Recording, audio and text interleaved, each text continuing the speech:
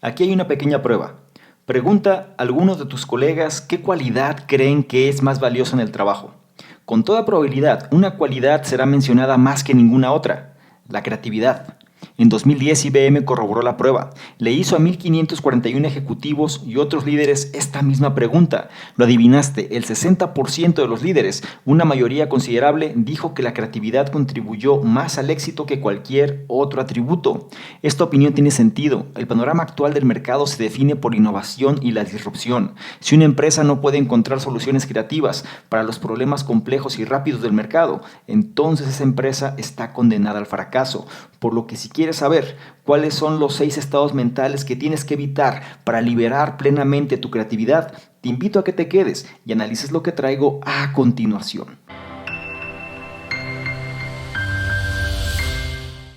¿Qué tal? Muy buenos días, buenas tardes, buenas noches, independientemente de la hora en la que estés analizando esta información. Es un placer para mí que pases parte de tu tiempo en tu propia formación, en que seas una mejor versión respecto a quien fuiste el día anterior.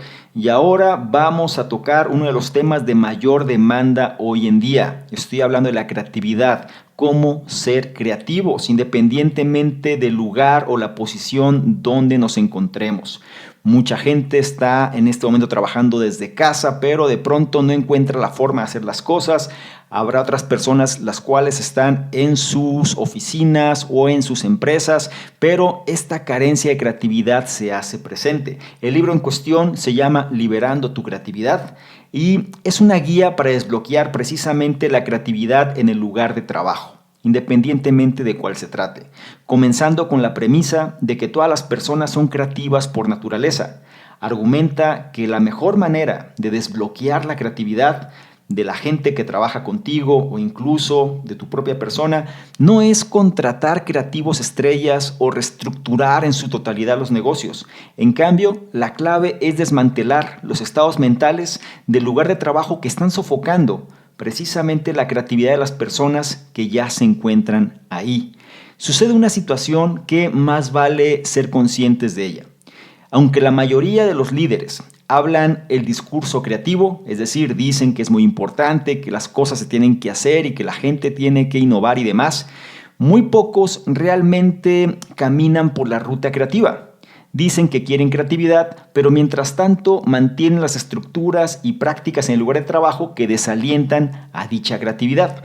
En este análisis vamos a explicar los 6 estados mentales principales que obstaculizan la creatividad y ofrece también una buena mano de técnicas que nos va a ayudar precisamente a sobreponernos y resistir a caer en este tipo de estados mentales. También vas a descubrir aspectos por qué las empresas deberían emular al músico Dave Grohl, qué tipo de empleado habría sido Leonardo da Vinci y cómo Mark Twain abordó el problema del enfoque. La edición del libro que vamos a analizar es la que se hizo en enero del año 2019 y su autor es Michael Roberto. Para ponerte un poco en contexto, en caso que no conozcas al autor, Michael A. Roberto se convirtió en director del Centro de Innovación de Programas de la Universidad de Bryan después de haber trabajado 6 años en la facultad de Harvard Business School. Roberto, o el profesor Roberto como se le conoce, ha escrito más de 30 casos de estudio utilizados en escuelas de negocios, incluida la exitosa simulación Everest Leadership and Team y un galardonado caso multimedia sobre el desastre del transbordador espacial Columbia. Ha publicado 2 libros, incluidos El éxito de ventas y negocios, Why Great Leaders Don't Take Yes for an Answer. Y cabe mencionar que el profesor Roberto recibió su doctorado de la Harvard Business School en el año 2000. Es importante que te diga estas credenciales porque es alguien que sabe mucho del tema, tiene un experimento que lo aplica a la mayoría de las empresas hoy en día, sumamente popular, que lo vamos a analizar más a detalle y sobre todo nos va a ayudar a entender la base para poder ser creativos independientemente de nuestro lugar de trabajo. Es importante que recuerdes tomar notas si te es posible y si no, analiza con atención cada uno de los puntos y trata de implementar aquel o aquellos que más vayan acorde a ti o sobre todo que más fácil puedas llevar a cabo para que seas una mejor versión. Sin más por mi parte, vamos a empezar ahora con el primero de ellos, que dice: Contrarresta la mentalidad lineal incorporando un enfoque iterativo para la creación de productos. Imagina que eres un líder de equipo. Recientemente has tenido dificultades con uno de tus miembros, un tipo talentoso pero excéntrico. Tiene un historial de incumplimiento de los plazos, a veces simplemente abandonando las tareas por completo. Un perfeccionista, también itera obsesivamente, jugando con prototipos en lugar de entregar. Te gusta el chico, pero simplemente no está funcionando. Entonces llamas a Leonardo da Vinci a tu oficina y lo despides. Si estás pensando, espera, nunca despediría a una de las personas más brillantes de todos los tiempos. Luego haz una pausa. Sí, la historia reconoce a Leonardo da Vinci como un genio, pero el hombre que pintó la Mona Lisa probablemente no sería demasiado bueno en el panorama actual del mercado. Era un dilatador crónico, extendió los plazos durante años y a veces nunca los cumplió. La mayoría de los líderes de hoy despedirían a Leonardo por una simple razón. Tenía una mentalidad iterativa y ellos tienen una mentalidad lineal, que es el primer estado mental bloqueador de la creatividad que vamos a explorar. La mentalidad lineal aborda proyectos de esta forma. Primero, haces tu investigación. Luego, analiza los datos que has recopilado. Después de eso, haces un plan de ejecución basado en tu análisis. Luego, creas un presupuesto para el plan. Y entonces, y solo entonces, lo ejecutas. Nadie puede negar la importancia de la investigación y el análisis, pero no hay forma de hacer un plan perfecto antes de embarcarse en un proyecto. Obstáculos imprevistos levantarán sus feas cabezas, surgirán problemas inimaginables.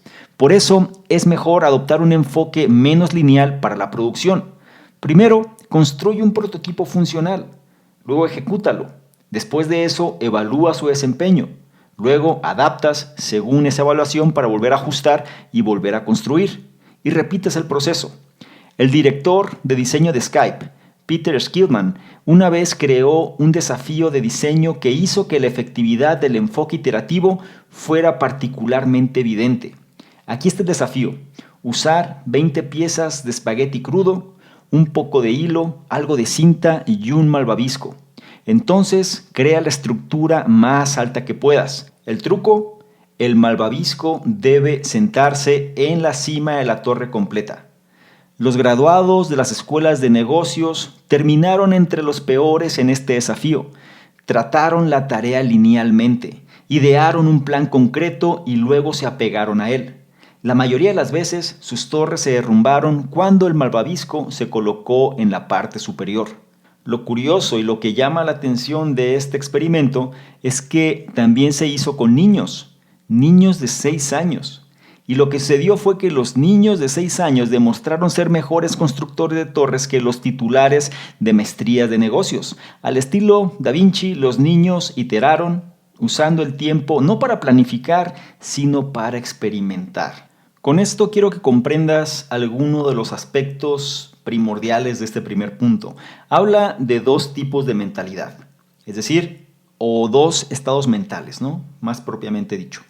Tienes un estado mental iterativo y un estado mental lineal. El estado mental lineal, el autor menciona que viene siendo uno de los bloqueadores de la creatividad.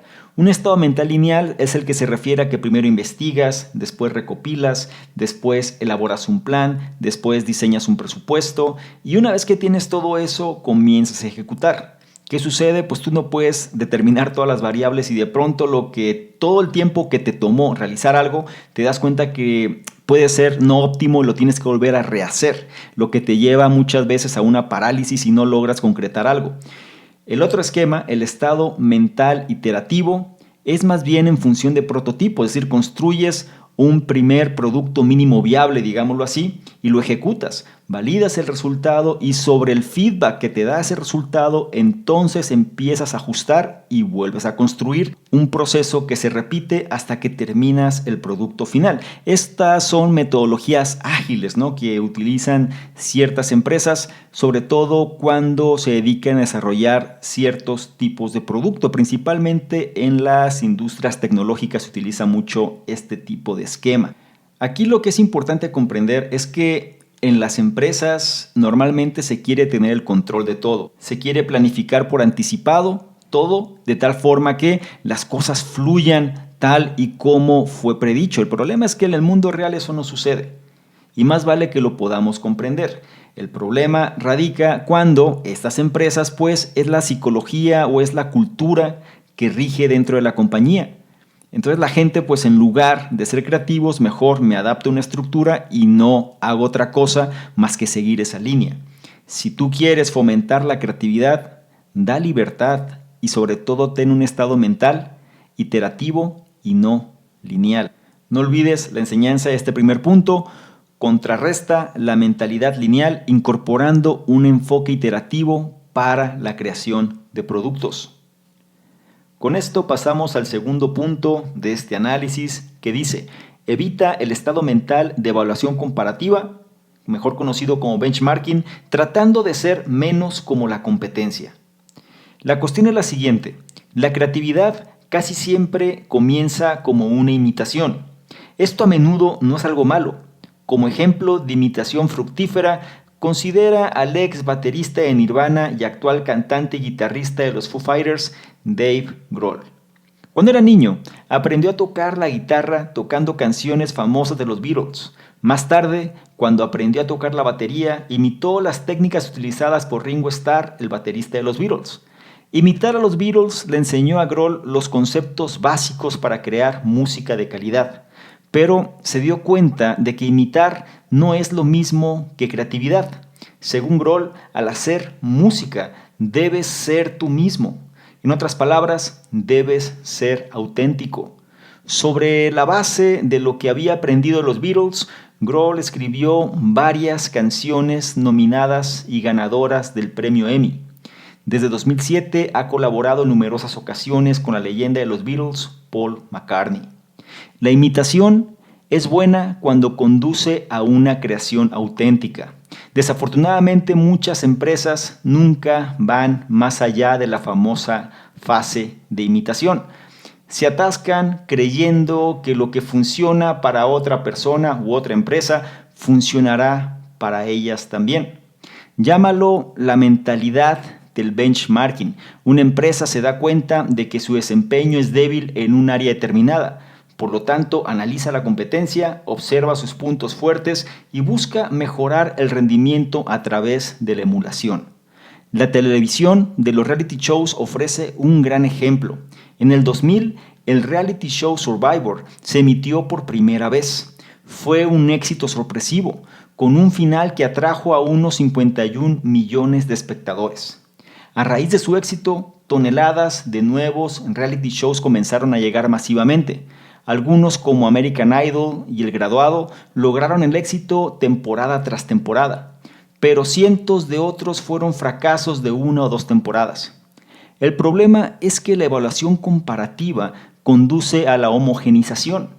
La mayoría de esos reality shows, por ejemplo, simplemente se parecían a cualquier otro reality show, dando a los televidentes pocas razones para sintonizarlo. Lo mismo sucede a menudo con las empresas. Una forma de evitar ser indistinguible de cualquier otro negocio en el rebaño del mercado es favorecer a la disparidad. Es decir, en lugar de igualar los movimientos de la competencia, enfócate en reforzar tus propias fortalezas únicas.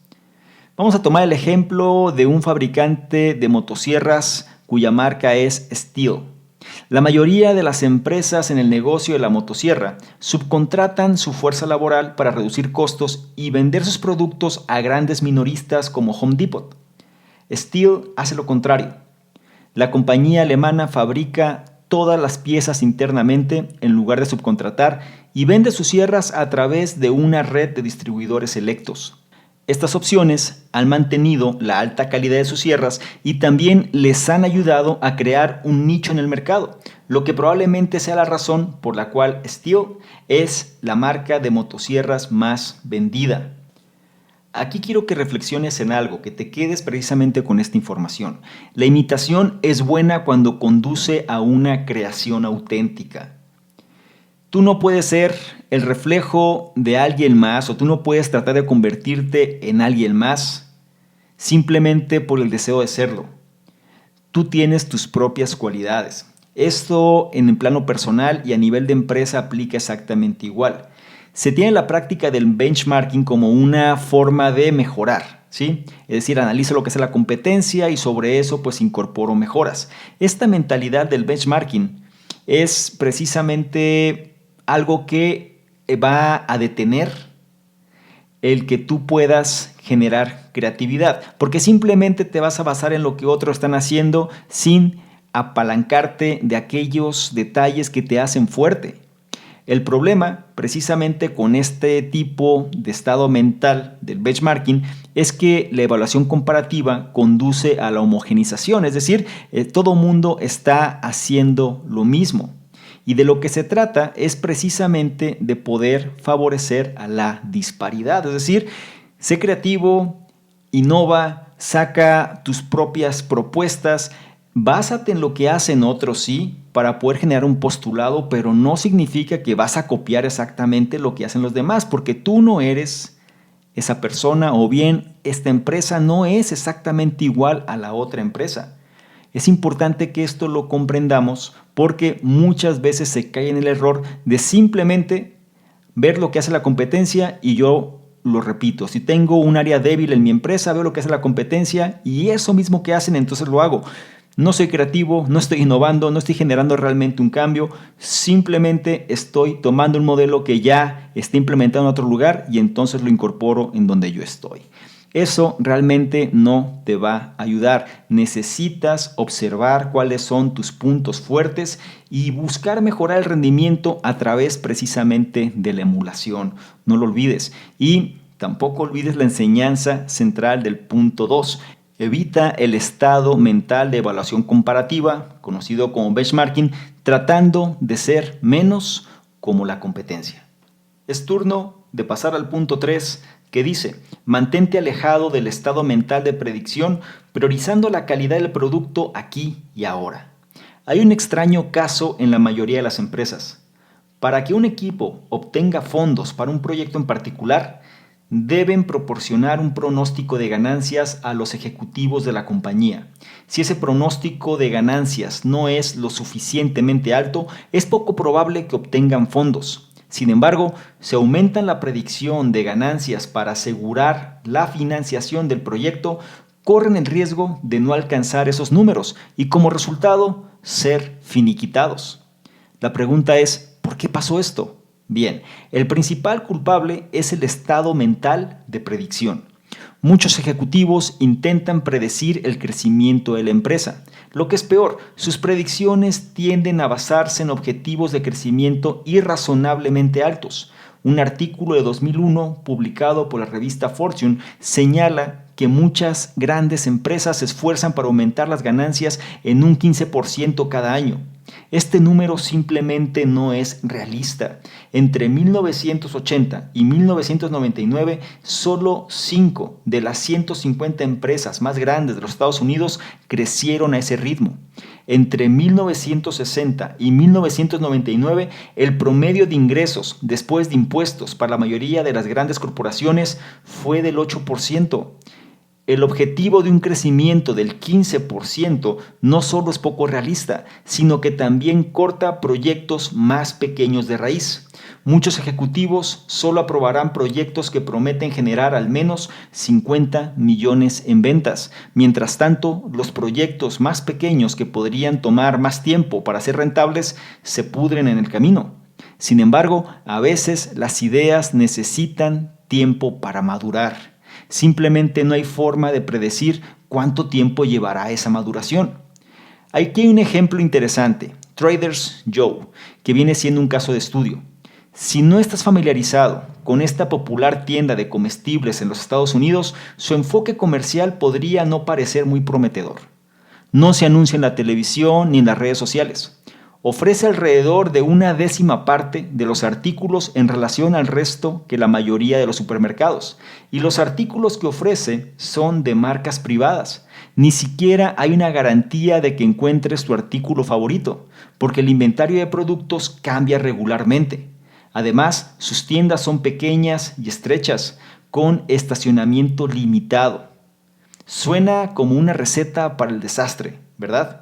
Sin embargo, cuando se les pidió a más de 11,000 estadounidenses que nombraran su tienda de comestibles favorita en 2018, Trader Joe's ganó. Pero el Trader Joe's no saltó a la cima de un solo salto.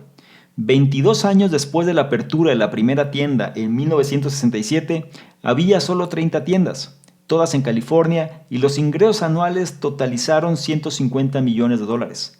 Pero el fundador, Joe Colombo, no estaba preocupado por este lento crecimiento.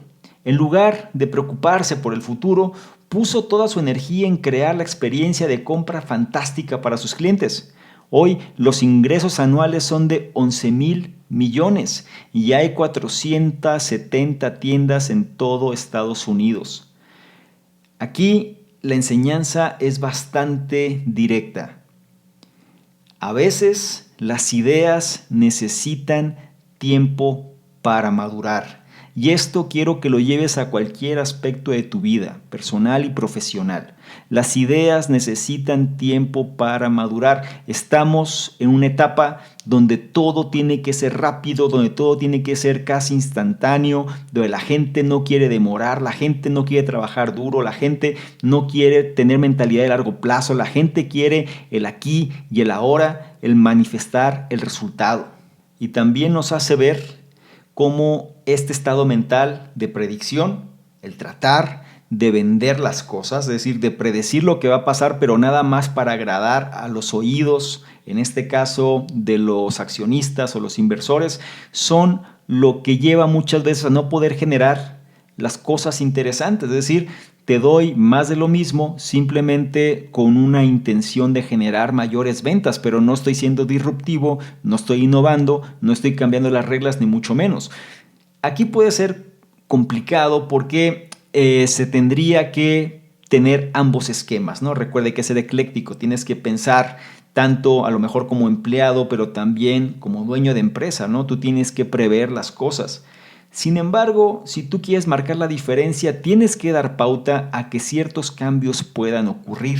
Tienes que dar pauta a correr ciertos riesgos en proyectos que tú no sabes cómo pueden funcionar. Actualmente ciertas empresas prestan un poco de tiempo de sus procesos para que la gente pueda desarrollar ideas totalmente distintas a lo que la cultura de la empresa está de alguna forma acostumbrada, para ver de qué manera esto puede generar una mayor innovación en el campo.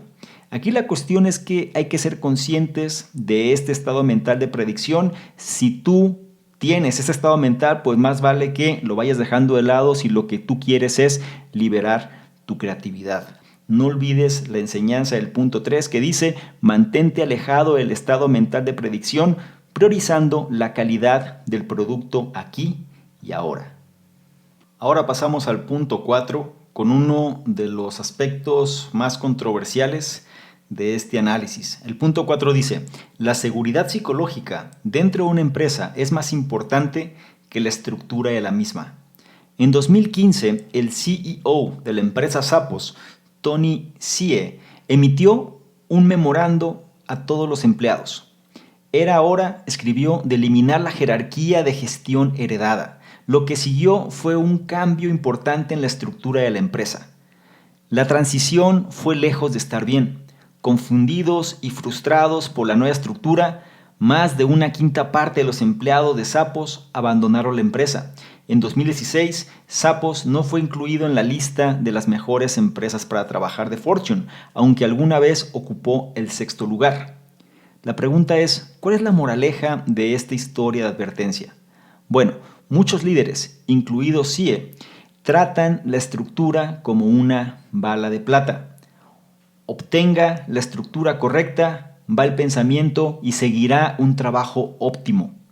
Esta mentalidad o este estado mental de estructura, en pocas palabras, es algo que va a limitar nuestra creatividad.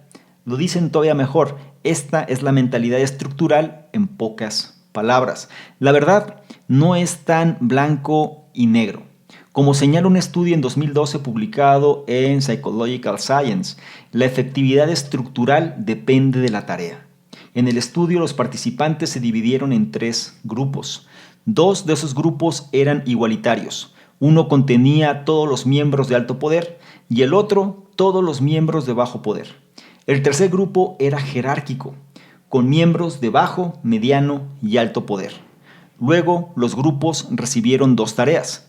La primera tarea casi no requería coordinación interdependiente y los tres grupos realizaron casi lo mismo. En la segunda tarea, que requirió una coordinación considerable más interdependiente, el grupo con una jerarquía se desempeñó mucho mejor. El hecho es que cuando las personas necesitan coordinar acciones para lograr una tarea, una estructura jerárquica puede ser más efectiva que su contraparte igualitaria. Por el contrario, cuando se necesita menos coordinación, un sistema de gestión plano funciona bien. Entonces, si no hay una estructura que impulse el rendimiento y la creatividad en todas las situaciones, ¿cómo se puede fomentar la creatividad dentro de diversas estructuras? Tal vez pienses que se trata de emplear a las personas adecuadas y crear equipos de superestrellas creativas, pero este no es el caso.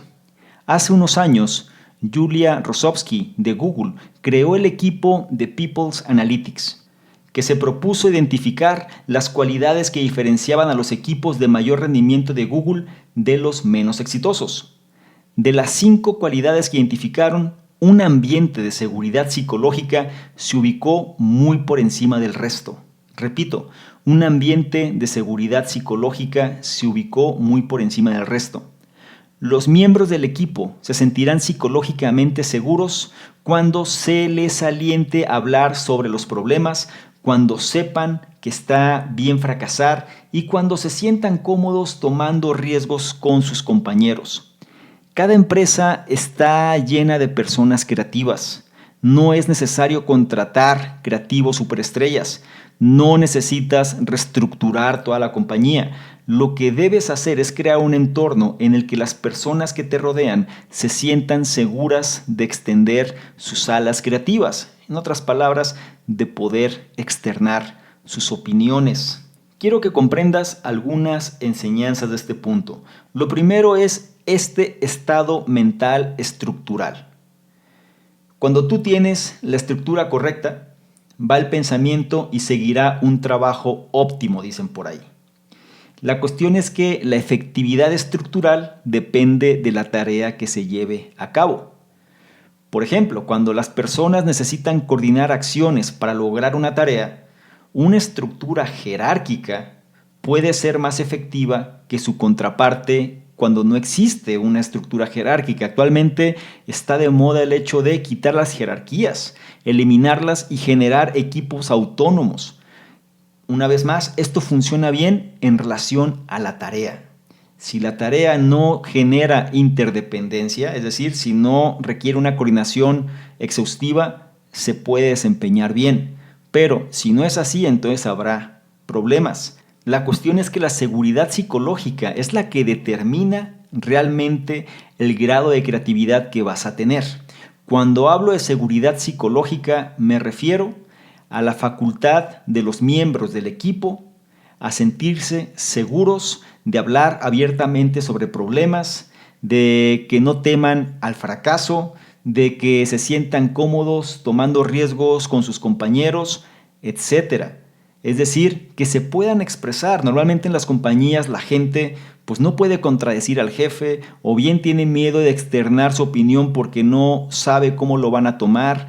Prefiere mejor ser cauteloso, ser reservado, obedecer y simplemente seguir los lineamientos que se le den. Hay empresas, sobre todo en ámbitos tecnológicos, es donde más lo podemos notar, donde generan equipos especializados con metodologías ágiles precisamente porque tienen que estar a la vanguardia sobre los nuevos cambios que se van generando y saben que una estructura jerárquica no les va a ayudar. Pero en muchos otros casos, una estructura jerárquica es lo que se necesita para generar esta seguridad psicológica. Como te digo, nada está escrito en piedra, no podemos irnos a extremos de blanco y negro. Al final, todo depende de la tarea que se realice. No olvides la enseñanza de este punto 4 que dice la seguridad psicológica dentro de una empresa es más importante que la estructura de la misma. Habiendo dicho lo anterior, ahora pasamos al punto 5, que toca uno de los aspectos que en lo personal más me agrada. El punto 5 dice: el estado mental de enfoque se puede evitar tomando descansos para enfocarse en otros proyectos. Analízalo con atención. En 1983, la banda de rock irlandesa U2 lanzó su cuarto álbum de estudio, The Unforgettable Fire, aclamado por la crítica como un avance creativo fantástico para la banda. El álbum alcanzó la cima de las listas en el Reino Unido. La pregunta es: ¿cómo grabó U2 este álbum histórico? Atención, mientras lo grababan, la banda vivió junta en Slane Castle, Irlanda, creando un ambiente de creatividad extremadamente enfocado. El resultado habla por sí mismo. Las principales empresas han adoptado un enfoque similar a la creatividad. ¿Qué sucede? En 2009, Jake Knapp organizó una carrera de creatividad, donde los empleados de Google se reunieron durante 5 días y se centraron en un solo problema. Desde entonces, otras compañías como Facebook, Airbnb y Uber han adoptado sprints similares, creando periodos de 5 días de enfoque no adulterado.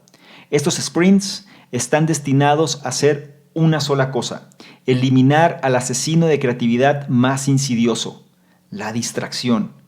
Mientras trabajan, la mayoría de las personas son bombardeadas con interrupciones que distraen. Los compañeros de trabajo aparecen para charlar o su enfoque se desvía por correo electrónico o redes sociales. Cuando estas distracciones se relacionan con la tarea en la que estás trabajando, pueden ser inofensivas. Por otro lado, según un estudio realizado en 2005 por investigadores de la Universidad de California, cuando no están relacionados con el trabajo en cuestión, puede llevar más de 23 minutos volver a la normalidad. El enfoque es definitivamente un bien. Sin embargo, hay algo también conocido como demasiada atención. Fijarse en el enfoque, considerándolo como un aliado supremo mientras se trata la distracción como el enemigo final, es el sello distintivo de la mentalidad de enfoque. En realidad, el enfoque no es una virtud impecable. Centrarse en una sola tarea sin interrupciones puede conducir al agotamiento de la energía. En algún momento, el tanque creativo se seca. La mejor manera de superar la mentalidad de enfoque es intercalar periodos de enfoque en un proyecto con periodos de enfoque en otra cosa. Mark Twain nos ofrece un excelente ejemplo. En el transcurso del verano de 1876, escribió 400 páginas del libro que se convertiría en Adventures of Huckleberry Finn, ampliamente considerada como una de las mejores novelas del canon estadounidense. Pero luego se detuvo. Según el erudito de Twain, Henry Nash Smith, la historia se había vuelto inesperadamente profunda y compleja. En lugar de redoblar sus esfuerzos, Twain dejó el proyecto a un lado, permitiéndose trabajar en otros aspectos. 7 años después, volvió al proyecto de la novela, terminando la obra maestra que conocemos hoy. ¿Cuál es la lección? Más atención no es la respuesta a todos los obstáculos. Bien podría ser mejor dejar a un lado un proyecto y permitir que las soluciones germinen lentamente que continuar generando un problema con incesantes carreras de creatividad. Este es un punto bastante interesante porque pareciera que nos da a entender una cosa y de pronto hace un cambio, ¿cierto? Vamos a profundizar un poco en las enseñanzas de este punto. Por un lado, nos habla de la mentalidad de enfoque o el estado mental de enfoque que dice que llevar demasiado tiempo ese estado mental nos va a privar de la creatividad. Nos hace mención que cuando nosotros somos de alguna forma bombardeados con distracciones, nos va a tomar aproximadamente 23 minutos volver a retomar la acción que estábamos haciendo en ese momento. Nos dice que el enfoque muchas veces es considerado un aliado supremo, mientras que la distracción es considerado como el enemigo final. Y ese es el sello distintivo de este estado mental de enfoque. Nos habla precisamente cómo tanto el enfoque y la distracción no son ni buenos ni malos en absoluto. O dicho de otra forma, no son virtudes impecables o bien males atroces. La mejor manera de superar la mentalidad de enfoque, es decir, cuando estás demasiado enfocado en algo, es intercalar periodos de enfoque en un proyecto con periodos de enfoque en otra cosa. Y esto, si lo llevamos al mundo habitual, es lo que nos han sugerido muchas veces diversos autores y diversas personas, que cuando tú tienes un problema o cuando tú quieres encontrar una solución a algo, si tú pasas demasiado tiempo tratando de encontrar la solución, puede ser que te bloquees.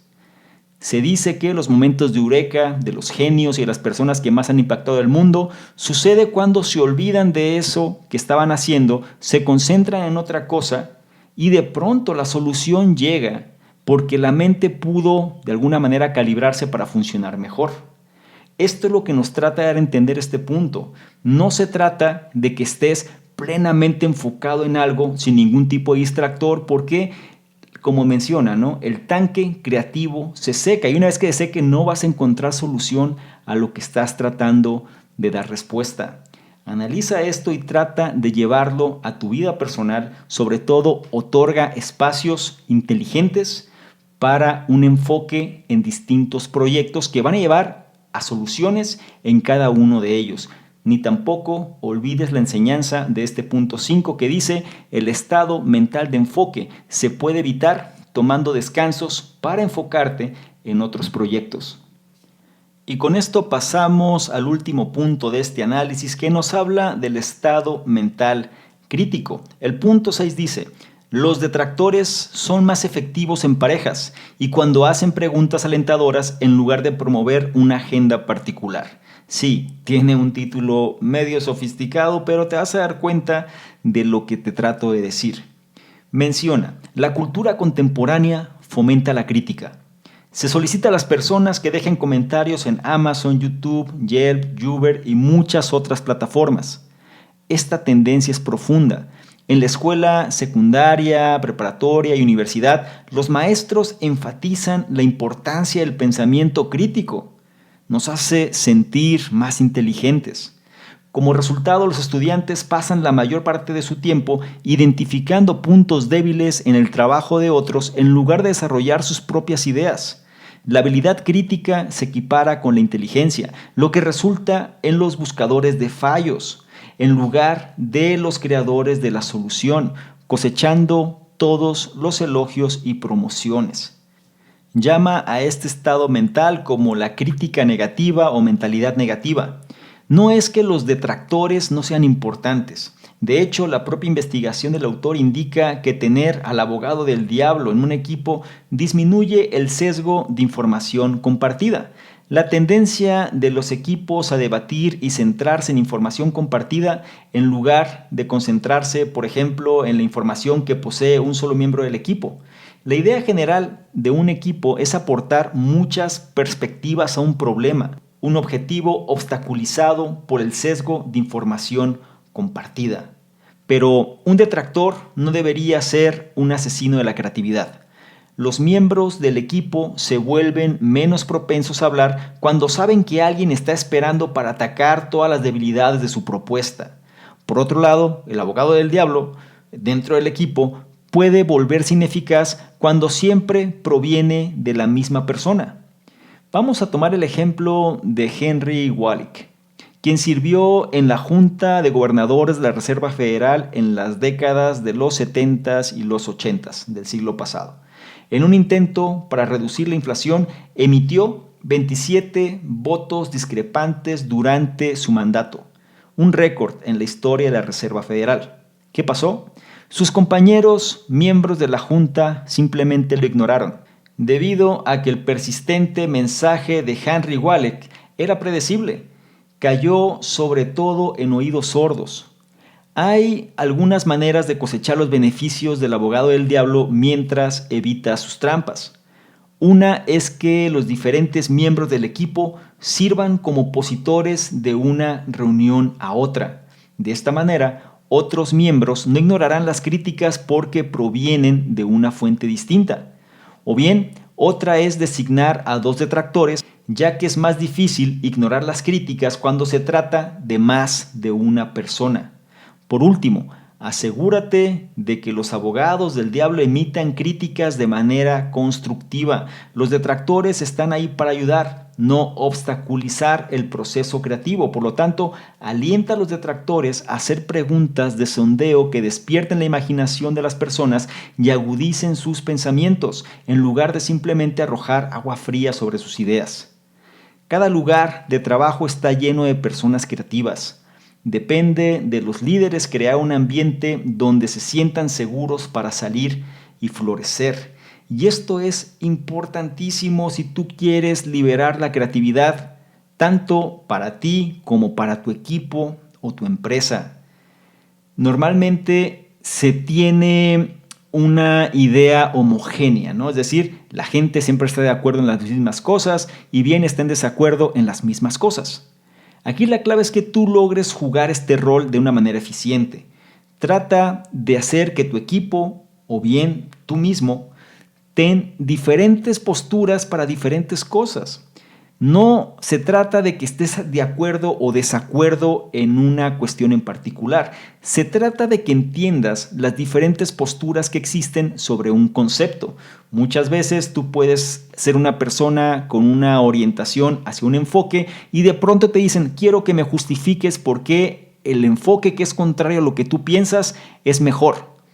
Te va a obligar a sacar entonces los recursos que tienes para poder generar de manera creativa cuáles son las causas por las cuales conviene opción B sobre opción A, por ejemplo.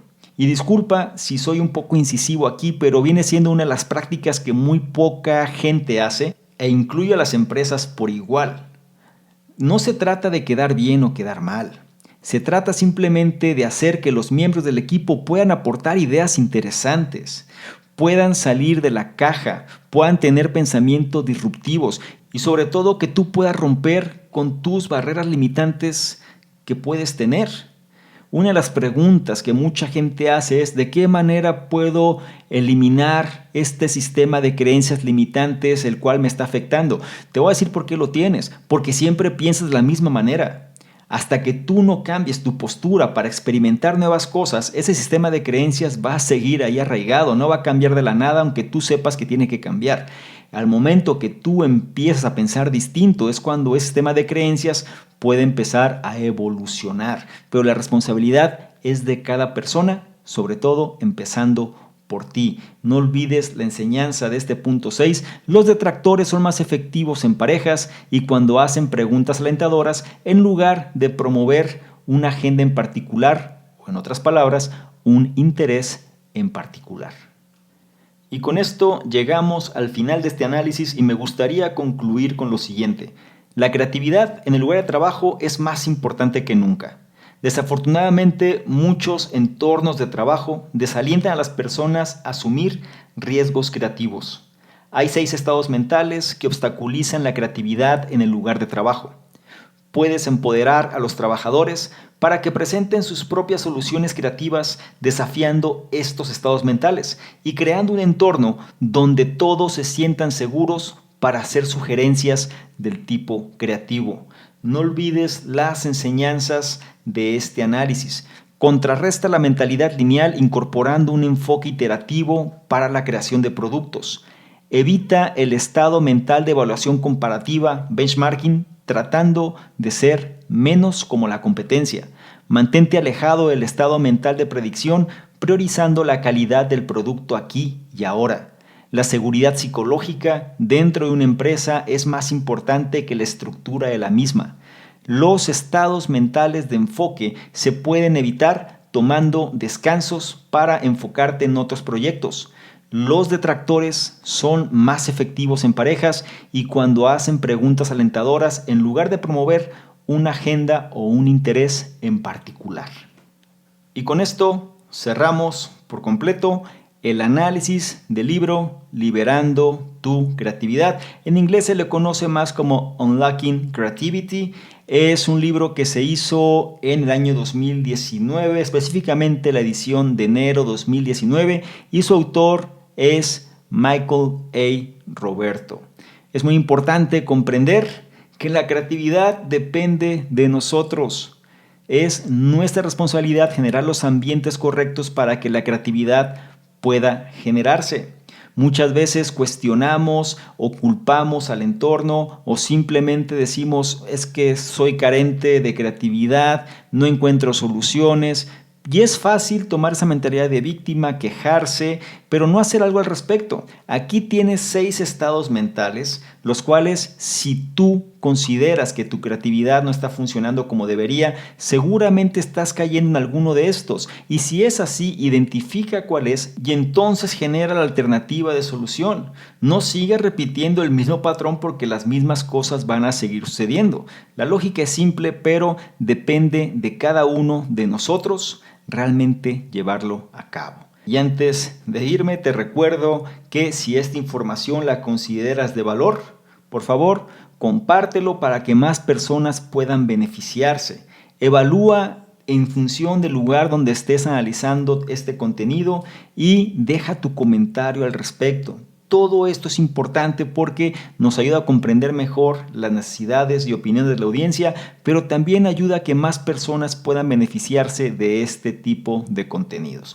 Te recuerdo que en la descripción vas a encontrar enlaces que te van a llevar a nuestros diversos programas para que formes parte de la comunidad y sobre todo mantengamos una comunicación más directa y no te pierdas de todo lo que estamos haciendo.